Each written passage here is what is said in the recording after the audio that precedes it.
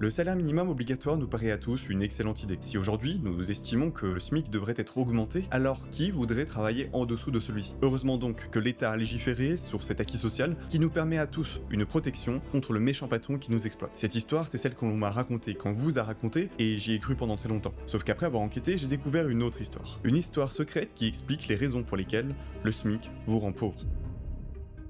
Imaginons ensemble un petit village, dans lequel nous avons deux boulangeries. La première, c'est celle de Léonie, une jeune femme qui vient tout juste d'ouvrir son activité. Elle doit s'occuper de tout. Préparer les pains, faire la vente, la comptabilité et servir ses clients.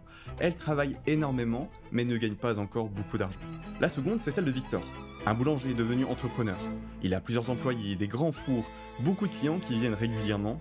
On peut dire que pour lui, les affaires marchent pour le moment. Un beau matin, alors que Léonie est en train de travailler dans sa boulangerie comme tous les jours, un jeune homme vient toquer à sa porte. Il s'appelle Jules. Et voici ce qu'il lui dit. Bonjour, je viens tout juste de finir mes études, je n'ai aucune connaissance dans le milieu de la boulangerie, mais je suis curieux et j'aime beaucoup apprendre. Est-ce que vous seriez d'accord que je puisse vous aider en travaillant quelques heures pour vous? Léonie réfléchit. C'est vrai que d'un côté, elle a crucialement besoin d'aide dans sa boutique, mais de l'autre, ce jeune homme ne connaît rien au métier de la boulangerie ou de la vente. Elle va donc devoir, à plusieurs reprises, s'interrompre dans son travail pour lui expliquer les rudiments de son métier. Elle voit déjà les plateaux renversés, les erreurs de caisse, les clients remboursés. Ça lui fait peur. Elle ne peut clairement pas le payer comme un salarié expérimenté. Alors, elle lui fait cette proposition. Tu travailleras quelques heures pour moi par semaine et je te paierai en échange 8 € de l'heure. Alors Jules accepte cette proposition. Il gagnait 0 € de l'heure et personne ne pouvait attester de son sérieux. Grâce à cette proposition, il obtiendra un revenu et de quoi se construire une réputation. Alors il se serre la main et l'accord est conclu. Le lendemain matin, Jules fait son premier jour de travail. Mais comme Léonie s'y attendait, malgré la motivation de Jules, ce dernier fait énormément d'erreurs. Il se trompe en caisse, il se trompe entre les produits qu'il livre aux clients. Ça prend beaucoup de temps à Léonie de devoir le corriger et payer les dégâts de ses erreurs. Mais Léonie n'en démord pas, elle veut continuer à investir sur ce garçon. Au bout de plusieurs mois, Léonie bénéficie enfin du fruit de son travail. C'est vrai, Jules est maintenant autonome, il peut gérer entièrement la boutique et il ne fait quasiment plus aucune erreur. Quant à elle, elle peut se concentrer à concevoir de nouvelles recettes, à optimiser sa production. Les clients eux-mêmes sont particulièrement satisfaits. Il y a plus d'offres, ils attendent moins longtemps, et c'est vrai que depuis que Jules est là, Léonie a pu également baisser ses prix. Mais souvenez-vous, dans ce village, il n'y a pas qu'une seule boulangerie. Il y a également celle de Victor, la grande boulangerie très prospère du village. Victor, ça fait un petit moment qu'il observe Jules.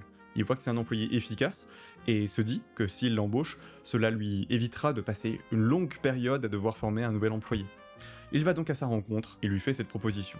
Bonjour Jules, je vois que vous êtes un employé de qualité, si vous me rejoignez, je pourrais vous proposer 12 € de l'heure. Je vous laisse y réfléchir. Et lorsque Léonie apprend la nouvelle, elle a deux options face à elle. Laisser partir Jules et toutes ses heures d'apprentissage, ou alors chercher à augmenter son salaire. Alors elle prend le temps de faire ses comptes, elle analyse la situation et se rend compte que grâce à la production en plus qu'a apporté Jules, elle peut effectivement lui accorder un salaire plus élevé. Alors le lendemain matin, elle fait la même proposition à Jules. Là, pour Jules, quelque chose de nouveau se produit. Ce n'est plus lui qui cherche un travail, mais les employeurs qui se font concurrence pour réussir à l'embaucher. Est-ce qu'il va rester chez celle qui lui a appris le métier, ou va-t-il partir vers une plus grosse entreprise qui pourrait peut-être lui accorder plus d'opportunités? Le choix est entre ses mains. Faisons le point et regardons ce que cette société a gagné. Nous avons d'abord Léonie, qui grâce à l'aide de Jules peut produire davantage. Son entreprise se développe, elle a un meilleur chiffre d'affaires. Victor, quant à lui, a un candidat solide qu'il peut chercher à embaucher pour réussir à améliorer son activité. Jules est passé d'un jeune homme sans aucune compétence à un employé de qualité que plusieurs employeurs cherchent à obtenir. Les clients, eux, ont davantage de pain. Par la concurrence de ces deux entreprises, les prix cherchent à baisser. Le village est devenu plus riche, tout simplement parce que les habitants ont appris à produire davantage avec un meilleur rendement. Mais maintenant, rebobinons un peu l'histoire et voyons une version légèrement différente. Depuis un certain temps, on entend une rumeur. De village en village, un mystérieux homme gris viendrait discuter avec des employés. L'homme gris vint à la rencontre de Jules et lui demanda combien est-ce que Léonie le payait. Il lui répondit simplement qu'il était payé 8 € de l'heure. Comment cela se fait-il que tu es payé si peu? Alors Jules lui explique que c'est parce qu'il apprend, qu'il fait encore beaucoup d'erreurs et qu'il trouve ça tout à fait justifié. Est-ce que c'est réellement ce qu'elle t'a dit? Il lui affirme que, en réalité, Léonie s'enrichit sur le travail de Jules. C'est vrai après tout. Lui n'a que ses bras à vendre, alors qu'elle, elle a un four, elle a un bâtiment, et c'est grâce à son travail qu'elle s'enrichit. Il lui fait cette proposition. J'ai un grand livre. Un livre dans lequel, quoi que j'écrive, la règle s'applique. Je vais dorénavant mettre une règle interdisant qui que ce soit d'être payé en dessous de 12 €. Jules est un peu sceptique, lui demande « mais ça veut dire que je serai réellement payé 12 €? » Il lui affirme « Oui, c'est toujours comme ça que ça se passe ». Léonie, quant à elle, reste silencieuse. Elle s'en doute, mais le soir, face à la lumière de ses bougies, il n'y a plus aucun doute. Jules lui rapporte environ 9 euros, et il lui en coûte 8. Ça lui laisse 1 euro de différence de bénéfice par heure de travail. En le payant 12, elle va devoir perdre de l'argent à chaque heure travaillée. C'est impossible qu'elle puisse embaucher Jules. Jules lui répond qu'il est prêt à travailler pour moins cher, de s'arranger, de faire peut-être moins d'heures, mais non, la règle est actée, Léonie n'a pas le droit de le payer en dessous de ce salaire minimum. Jules, énervé, retourne voir l'homme gris et lui demander des comptes. Il lui avait promis 12 euros de l'heure, et aujourd'hui il se retrouve avec zéro, aucun emploi. L'homme gris prend un air sérieux et grave, et explique à Jules que le problème est bien plus important que ce qu'il imaginait. Je lui demande mais alors quel était le problème ? C'est que les entreprises refusent de partager de manière équitable le fruit de leur travail. Il lui dit ne t'inquiète pas, j'ai une solution pour toi. L'homme gris ouvre son grand livre et écrit cette nouvelle règle. Dorénavant, il viendra tous les mois prélever un pourcentage du bénéfice de toutes les entreprises du village pour le redistribuer sous la forme d'une aide aux personnes qui sont sans emploi. Jules se dit que l'homme gris doit savoir ce qu'il fait. Après tout, avec son costume, ses belles lunettes, il doit être très intelligent, n'est-ce pas ? Mais voici quelles ont été les réelles conséquences de ce nouvel impôt. Victor doit renoncer à la rénovation d'un four qu'il avait prévu depuis longtemps. Les tarifs ont également dû augmenter, étant donné qu'il achète lui-même sa farine à un meunier et que le meunier l'achète à l'agriculteur, et que chacun d'entre eux doivent augmenter leurs tarifs pour rester rentable. Léonie travaille énormément, mais face à ce nouvel impôt, elle renonce. Elle trimera encore durant des années sans avoir de résultat. Alors elle met la clé sous la porte. Face à cette nouvelle taxe, beaucoup de personnes commencent à chercher à la détourner.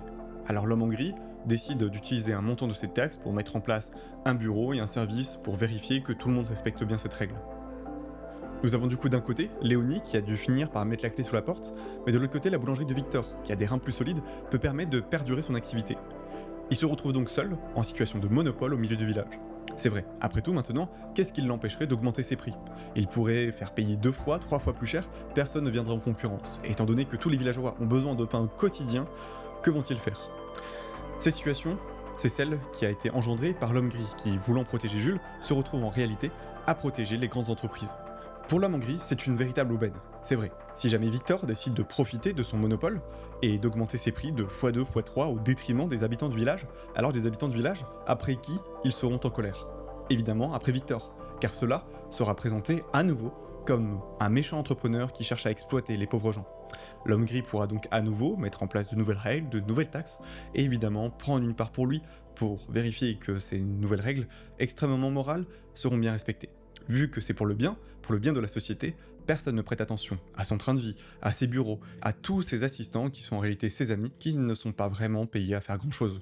Nous sommes tous d'accord pour dire qu'aujourd'hui, en France, le travail ne paye plus, ou très difficilement. Même si Aidé Jules pouvait partir d'un bon sentiment, les bons sentiments ne créent pas de pain, ils ne créent pas de compétences, ils ne créent rien. Ils décident simplement comment est-ce qu'on va redistribuer la richesse déjà créée. Au lieu de se préoccuper de comment la redistribuer, il faudrait peut-être se demander qu'est-ce qui entrave la création de cette richesse. L'homme en gris, aujourd'hui, c'est celui qui vous dit « Accorde-moi davantage de pouvoir, et je te donnerai un SMIC à 3000 euros. Accorde-moi plus de pouvoir, et j'accorderai une taxe sur les super profits, ou sur le patrimoine. » Pourtant, souvenez-vous, dans cette histoire, avant que l'homme en gris n'arrive dans le village, tout le monde devenait de plus en plus riche. La véritable question, c'est « Où est l'homme gris aujourd'hui, et voulez-vous encore lui donner du pouvoir ?»